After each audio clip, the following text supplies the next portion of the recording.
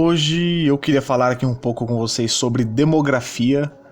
Na verdade é mais sobre taxa de fertilidade e como isso se aplica ao Brasil, na minha visão, e como a constante diminuição da quantidade de filhos por mulher aqui no Brasil pode acarretar problemas não só de ordem social, mas também culturais e econômicos. Mas antes, o que é a demografia? Então, uma definição bem rápida aqui para quem ainda não está acostumado com o termo. Demografia nada mais é do que uma área do conhecimento sociológico que se preocupa em estudar o comportamento, as características e as transformações de uma determinada população, utilizando-se principalmente de elementos estatísticos e pesquisas qualitativas para entender as dinâmicas sociais que regem tal sociedade. E um dos desdobramentos da demografia é justamente o que se convenciona chamar por taxa de fertilidade, que é a estimativa do número médio de filhos que uma mulher teria durante o período fértil de sua vida. É colocado que, para que se haja uma reposição populacional e, do mesmo modo, a manutenção de uma cultura, que a taxa de fertilidade, ou fecundidade se você quiser, deva estar em pelo menos 2,1. Esse é o número, ou seja, cada mulher tem que ter em média ao menos 2 filhos para que se mantenha assegurada a reposição populacional. E esse 0,1 de 2,1 vem justamente para compensar aqueles filhos que morrem antes de atingir a idade reprodutiva, ou então aqueles que por algum motivo decidem não procriar, enfim. Mas por que então 2 filhos, em média, é o necessário para a recomposição de um povo?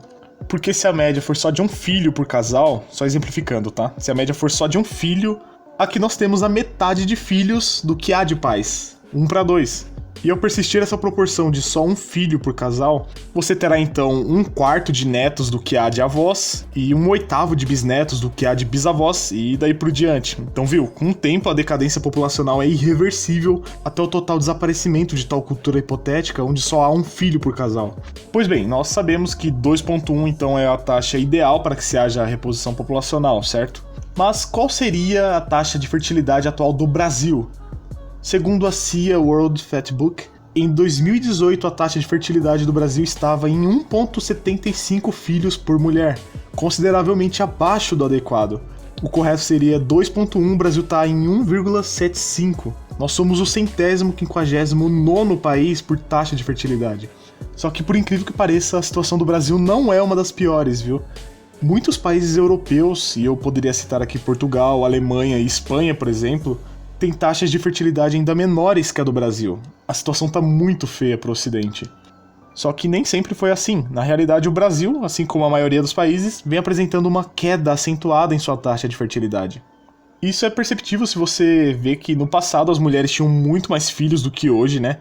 Pra você ter uma ideia, as minhas avós paterna e materna, ou seja, a mãe do meu pai e a mãe da minha mãe, elas tiveram juntas uns 20 filhos por aí, eu acho que até mais. São tantos tios e tias que eu já nem faço mais questão de contar, sabe? Mas, então, analisa aqui comigo essa tabela que demonstra bem isso. Nas décadas de 50 e de 60, as mulheres tinham mais de 6 filhos em média no Brasil. Esse número vem se reduzindo bastante até que na década de 2010, as mulheres brasileiras não chegaram nem a ter 2 filhos em geral. Muitas têm só um filho e outras nem filhos querem ter. Mas o porquê disso? Por que cargas d'água? Os casais querem ter cada vez bem menos filhos? Se nós sabemos que a multiplicação do povo é até um mandamento divino. É o seguinte, existem dezenas de fatores que ajudam a explicar essa queda drástica na taxa de fertilidade, mas o maior é que, tradicionalmente, até 2 séculos atrás, a figura da mulher era bem mais uma figura familiar, uma figura caseira, que destinava todo o seu tempo a cuidar dos filhos e da casa. Esse negócio de mulher inserida no mercado de trabalho é uma coisa bem recente. Desde tempos imemoriais era comum somente o homem sair para trabalhar, para buscar o sustento da casa. Portanto, a mulher tinha muito mais tempo para cuidar dos assuntos familiares, bem como dar uma atenção para os filhos e para os cuidados com a casa. E com o advento da Revolução Industrial, onde a produção e a qualidade de vida aumentaram estratosfericamente, para o homem dar uma melhor condição de vida para sua família ficou muito mais fácil. E, consequentemente, os casais começaram a ter bem mais filhos entre os séculos 19 e 20. Só que com um estilo de vida urbanizado, onde os bens materiais e as conquistas pessoais falam bem mais alto do que os princípios familiares, as mulheres elas começaram a adentrar indiscriminadamente no mercado de trabalho. E com isso, toda aquela concepção, sabe, de dona de casa, de mulher cuidando da casa e dos filhos enquanto o marido ia trabalhar, meio que isso se perdeu. Ou pelo menos se reduziu bastante. E ter muitos filhos passou a ser não mais uma graça divina, mas algo como uma perca de tempo e de dinheiro, algo muito dificultoso e que atrapalha a carreira profissional de mulheres. Esse é um fator que eu julgo ser o mais relevante e o que melhor explica essa drástica redução na taxa de fertilidade, mas existem muitos outros, como projetos de educação sexual, utilização de métodos contraceptivos, eu acho que esse aqui também é bastante impactante, a expansão da urbanização e por aí vai. Mas pensando bem, será que não é bom que seja assim, que menos pessoas venham a nascer e assim nós tenhamos menos preocupação com a alimentação desse tanto de gente? Além do que haveria uma melhor preservação dos recursos naturais, né?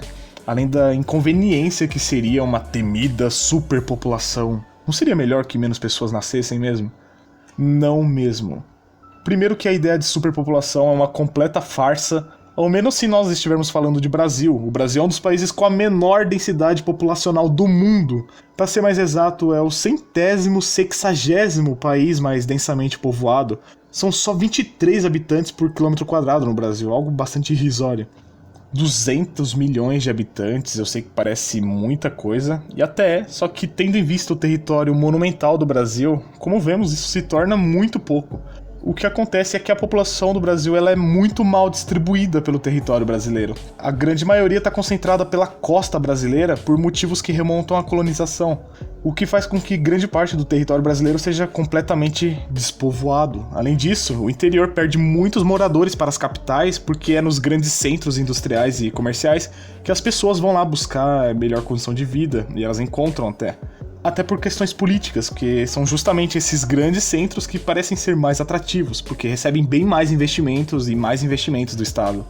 Então esquece essa ideia de superpopulação. Muitos países têm mais de 300, 400, 1000 habitantes por quilômetro quadrado, e em nenhum momento isso se demonstrou um problema generalizado. Mas será que ter muitos filhos não seria algo inviável financeiramente, já que grande parte da população brasileira são de pessoas humildes? Certamente que não. Se com muito menos recursos em um país ainda menos desenvolvido como era o Brasil há 4 ou 5 décadas atrás, os nossos avós conseguiram criar 10 filhos de uma forma até que bem digna, por que hoje não seria possível? De fato, parece impossível, porque o que impossibilita isso hoje é tratar o trabalho infantil como se fosse crime. É claro que não deve haver exploração, crianças ainda não têm estrutura para trabalhar como se fossem adultos, mas 10 filhos, na realidade, eles não deveriam ser tratados como 10 dependentes, 10 empecilhos para quem eu tenho que prover tudo sem que eles movam um palito para que a minha tarefa como pai seja facilitada, mas antes 10 filhos são, ou deveriam ser, como 10 ajudantes de seus pais, tanto nos serviços domésticos como em serviços mesmo, para complementar a renda familiar, se preciso for, e de quebra, ainda elevar o seu nível de experiência profissional que pode ser de grande valia no futuro.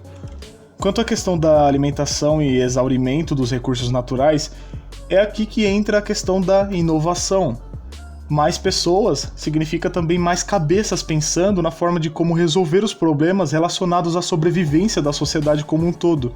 E o mercado, de uma forma ou de outra, ele sempre trouxe avanços tecnológicos que acarretaram em mais prosperidade e em mais produção de bens de consumo.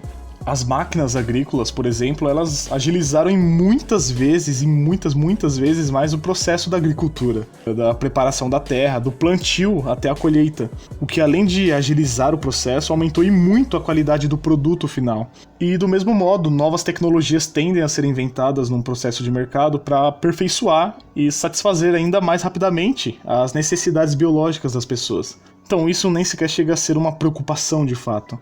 Mas algo que realmente preocupa é que se menos pessoas nascem e a qualidade de vida aumenta ao ponto das pessoas viverem muito mais, o que acontece é que as pessoas envelhecem, elas param de produzir, assim como o Brasil vem envelhecendo muito rapidamente e a previdência tem se tornado o assunto número 1 no Brasil. E se você não tem mais jovens produzindo para sustentar essas pessoas mais velhas, e aqui eu tô falando tanto no âmbito dos filhos dando amparo financeiro, dando atenção, e até daqueles filhos que cuidam dos pais na velhice, então fica complicado, porque você já não tem mais aquela juventude para dar uma força para as pessoas na velhice. Porque querendo ou não, os idosos eles estão naquela fase onde eles dependem um pouco mais da ajuda dos mais novos para sanar suas necessidades. Então, mais do que jogar pessoas no mundo por qualquer motivo, ao ter filhos e dando a eles boa instrução, é claro, você está garantindo que pessoas vão cuidar de você e te sustentar na velhice. Para citar mais um dado aqui, segundo o IBGE, em 2060 serão mais idosos do que jovens no Brasil se mantiverem as atuais projeções de fertilidade. E uma população mais velha pode significar, por conseguinte, uma sociedade menos produtiva, mais dependente e mais voltada a políticas de previdência e de saúde. E do ponto de vista puramente econômico, isso não seria lá muito interessante, viu? Agora, puxando para um ponto de vista mais cultural, com a redução da taxa de fertilidade e redução da população, logo nós teremos também uma redução drástica no tamanho e no impacto da nossa civilização, porque nós teremos poucas pessoas em idade reprodutiva e com esse desejo de conservar a cultura. Porque se hoje, que a situação ainda não é tão alarmante, esse desejo de ter muitos filhos é algo praticamente inexistente, imagina para daqui 20 ou 30 anos. Então, daí a decadência é claramente algo irreversível. E é óbvio que tem que se pesar os dois lados da moeda, né? Que se o cenário atual é de uma tradição de cada vez menos filhos, e isso traz efeitos completamente negativos a médio e longo prazo, nós também não temos que partir pro outro extremo de que a solução é colocar filhos no mundo ao léu sem qualquer critério. Não, isso não tem nada que ver. Melhor do que a quantidade, é lógico que é a qualidade. É óbvio que deve haver um planejamento familiar, tem que se estudar com responsabilidade se tanto a figura do pai como a da mãe serão capazes de repassar a cultura e dar condições dignas a seus descendentes, é claro. Se o cenário econômico e social propiciam que a criança terá um bom desenvolvimento, tem que pensar em tudo. Um crescimento tranquilo, num ambiente tranquilo para a criança. Então tem que ser algo bem planejado. Mas fato é que da forma que tá, é algo insustentável. E nós sabemos que a decadência de uma cultura favorece a introdução de uma outra. E a Europa é um exemplo perfeito disso. Outro ponto é que eu não tô passando aqui uma ideia de projeto de nação, onde nós temos que ser o país mais populoso do mundo para fazer frente a superpotências. Não! Tudo passa aqui por uma questão de manutenção da cultura e por causa de outras questões, como o envelhecimento do povo e os problemas econômicos e sociais desse distúrbio. E uma cultura ou sociedade forte e pujante só se faz com a renovação populacional e não com o decréscimo populacional. A sociedade ela só se mantém através do relacionamento de pessoas, é óbvio. E como conservador, o conceito que eu tenho é que não será possível manter uma cultura cristã forte, que é o que marca nós e os outros países de raízes ibéricas, se nós abdicarmos de passar tudo isso para frente com a formação de novos herdeiros da civilização, por assim dizer. Então é isso, diz aí embaixo o que você acha desse assunto. Eu espero que eu tenha conseguido passar aqui de forma clara a visão e que você compreenda bem o ponto. No mais, eu espero que você tenha gostado do vídeo, um grande abraço, fica com Deus e até o próximo vídeo. Eu fui!